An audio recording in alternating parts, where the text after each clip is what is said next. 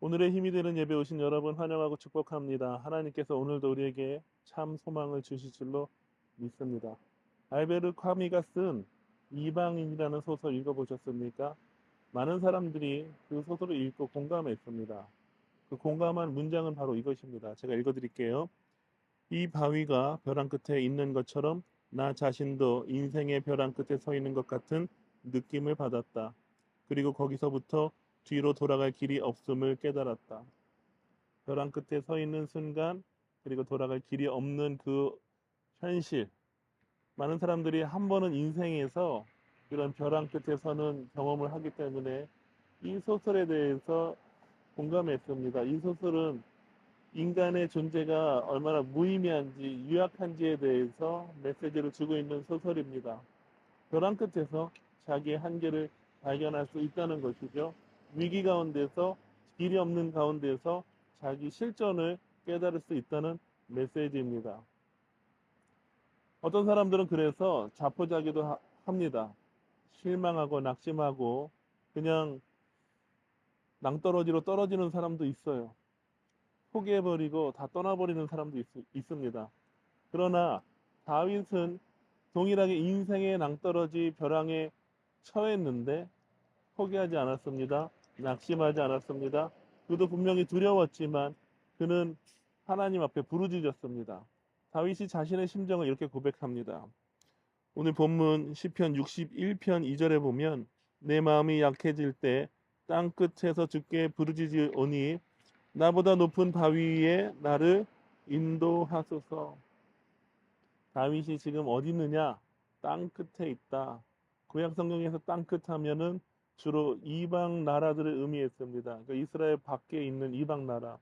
그래서 시편 61편의 배경은 정확히 알 수 없습니다. 그러나 아마도 다윗이 압살롬을 피해서 그 반역자들을 피해서 요단강을 건너가야 했던 그 상황, 또는 사울 왕을 피해서 블레셋까지 이방 나라들까지 피신해야 됐던 그 상황이 아닐까라고 생각을 합니다. 그러나 다윗이 말하는 땅끝은 단지 지리적인 상황, 지리적인 것을 말하는 것이 아니죠. 다윗의 상황과 영적인 상태, 마음의 상태를 의미했습니다. 그래서 다윗은 내가 땅끝에서 내 마음이 약해질 때에 주님께 부르짖습니다라고 했는데, 그 땅끝에서 약해질 때라고 할 때는 내 마음이 약해질 때, 이것은 원어적인 의미로 보면은 짓눌리다, 그리고 수의를 입다. 수의는 죽은 사람들이 입는 옷이죠. 내 마음이 죽은 것 같이 느껴질 때, 내가 땅 끝에 있을 때, 그때 하나님께 부르짖는다 라는 고백입니다. 다윗은 인생의 길이 없고 땅 끝에 처해 있을 때, 마음이 정말 죽은 것처럼 느껴질 때 하나님께 간구했습니다. 그리고 이렇게 선포합니다. 주는 나의 피난처시여 원수를 피하는 견고한 망대이십니다. 벼랑 끝에서 포기하지 않을 수 있는 이유, 담대할 수 있는 이유, 다시 일어설 수 있는 이유, 그것은 무엇입니까? 하나님이 어떤 분이신지 알았다는 거예요. 하나님은 피난처이시고 원수들로부터 나를 보호해 주시는 견고한 망대이시다. 다윗은 3절에서 이렇게 선포하고 있는 것입니다. 그리고 확신합니다. 내가 영원히 주의 장막에 머물며 내가 주의 날개 아래로 피하리이다.